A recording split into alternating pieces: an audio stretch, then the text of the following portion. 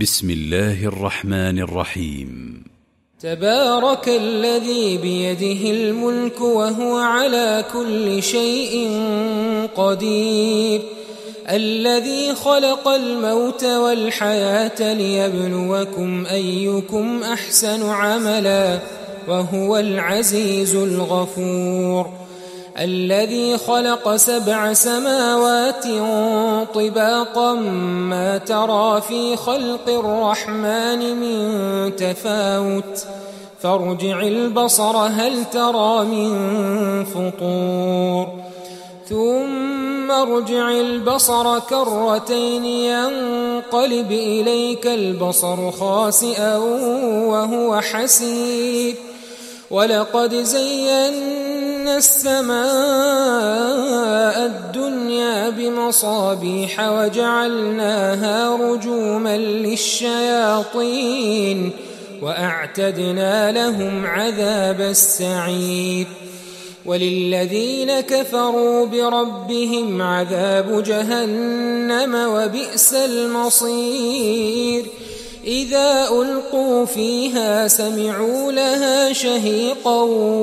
وهي تفور تكاد تميز من الغيظ، كلما ألقي فيها فوج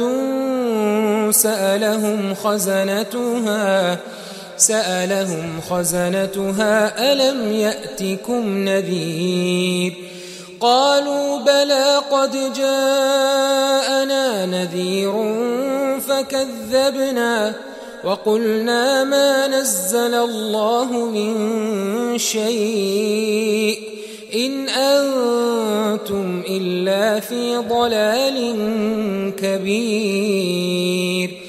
وقالوا لو كنا نسمع أو نعقل ما كنا في أصحاب السعير، فاعترفوا بذنبهم فسحقا لأصحاب السعير، إن الذين يخشون ربهم بالغيب لهم مغفرة وأجر كبير، وأسروا قولكم أو اجهروا به إنه عليم بذات الصدور، ألا يعلم من خلق وهو اللطيف الخبير.